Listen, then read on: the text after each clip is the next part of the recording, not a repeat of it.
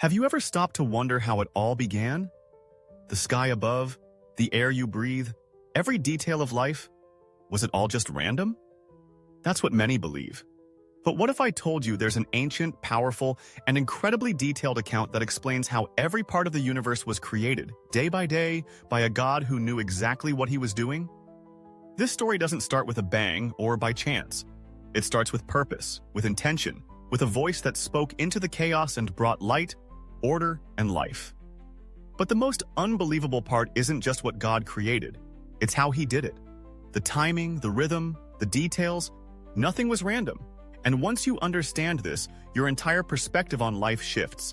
In this video, you'll discover exactly what happened during the 7 days of creation, just as described in the book of Genesis.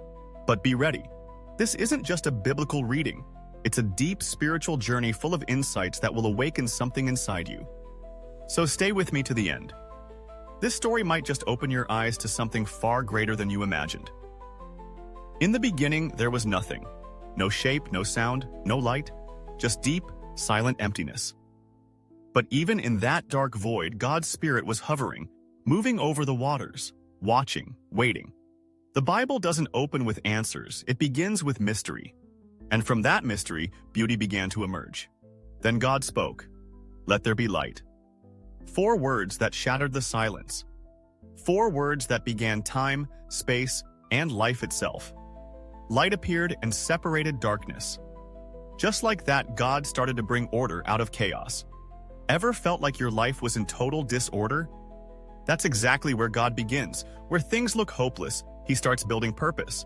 And here's something amazing. God named the light day and the darkness night. That simple act reveals something powerful. Naming means authority. It means clarity. You can't move forward in life until you define what's happening around you. The first thing God gave the world wasn't people or plants. It was light and direction. But what happens next? That's just the beginning. On day 2, God looked at what he had made and went deeper. It was time to bring structure. He created the firmament, separating the waters above from the waters below. Sounds strange, right? But imagine it this way. God was drawing lines, establishing boundaries.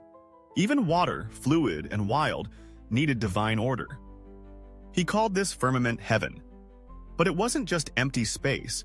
It was a reminder that even the unseen things in life are designed with intention. Ever felt like you're floating through uncertainty? That space above you, that silence? It might be where purpose is forming. The skies were placed to remind us. There's something greater above, watching, guiding. Notice something here. God didn't create anything new on this day. He organized. And that speaks volumes. Sometimes the breakthrough you need isn't something new. It's rearranging what's already in your hands. Trust the process. The story wasn't done. In fact, day 3 was about to bring something totally unexpected. On the 3rd day, the scene starts to change. God gathers the waters into one place so that dry land can appear.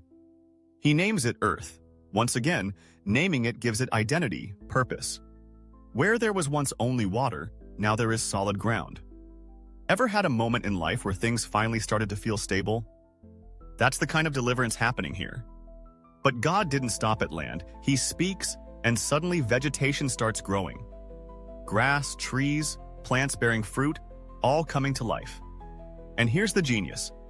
Each plant carries its own seed. God wasn't just providing food, he was building in the ability to multiply. That's a powerful truth. Real blessings don't end with you, they continue through you. And here's the most mind-blowing part. All this happened before the sun even existed. Think about it. God caused life to grow before there was sunlight. That shows us that his grace doesn't depend on natural sources. He can make things flourish even when it seems impossible. But then comes the 4th day, and it lights everything up, literally.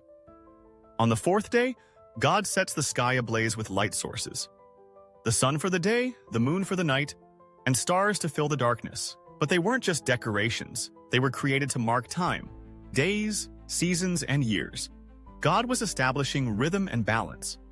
Life isn't meant to be chaotic. It's meant to move with divine timing. The sun rules the day. The moon reigns over the night. Both are essential, yet completely different. That alone is a life lesson. Not everything or everyone shines the same way, but each has its role. The moon reflects the sun's light, and that's okay. You don't have to generate your own light all the time. Sometimes reflecting God's light is enough. And the stars, countless tiny lights in the deep night. They remind us that even in darkness, hope flickers. They're promises placed high above, twinkling silently, saying, "You're not alone." But just as the sky was filled with light, the sea and air were about to burst into life next. Day 5 arrives, and silence breaks. The waters come alive with movement, fish of every shape, size, and color. From whales to the tiniest plankton, the seas are filled with abundance. God loves variety. He fills the ocean not just with creatures, but with beauty and purpose. And he doesn't stop there. He fills the skies with birds. Now imagine that. Creatures made to soar, others made to swim. Neither will walk the earth, but both have a mission. Hashni. That tells us something. God designs purpose into every environment. You don't have to fit someone else's path. You were made for your space, your calling, and different doesn't mean less important. Then God blesses them. He says, "Be fruitful and multiply." That's not just survival. It's a calling to expand, to bring more life. And if the sea and sky were full now, imagine what was coming next. Day 6 wasn't going to be just another step. It was the highlight of all creation. Day 6, this is the turning point. God doesn't just speak, he forms. He creates humans with his own hands and breathes life into them. We weren't spoken into existence. We were shaped intimately. And that tells us we were never meant to be ordinary. We carry something divine within us. God made us in his image. Not in physical form, but in essence, intelligence, creativity, conscience, the ability to love and forgive. We were created to reflect his character. And he gave us dominion. Not to abuse, but to steward the world with wisdom and compassion. This was more than a beginning. It was the start of a divine covenant. Man and woman, side by side, equal yet distinct. God looked at everything he had made and said, "It is very good." But don't miss this. Humanity came after everything else was ready. God prepares the place before he places the person. Now all that was left was rest. And that's exactly what came next. On the 7th day, God rests, not because he was tired, but because the work was complete. Rest wasn't weakness, it was a statement. It was a holy pause. He sanctified that day. He set it apart. And that tells us something we often forget. Rest is part of the design. It's not laziness, it's wisdom.